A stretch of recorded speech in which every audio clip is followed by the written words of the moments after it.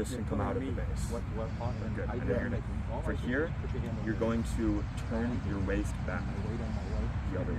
There we go. That's it. And then let that swing down. You feel that? Yeah. That's it. Good. Yeah. I was sinking into. I was grabbing your Keep sinking. Yeah. This is what So the again, if I function start to of- pull him out of his base, This he's is going to use his showing claws and his waist. another different step. That's there. a good way to practice it when you're doing it with somebody else, face to face. Because when you're just doing it on your own and you're just trying to memorize it without knowing, what you just showed me now is even better than I was just practicing it. Yeah. Well, okay. What do we? There's three things that we're trying to do. We're trying to get some exercise. Yep. We want to be in better balance. Yep. Yeah. Because that's a safety thing. Yeah.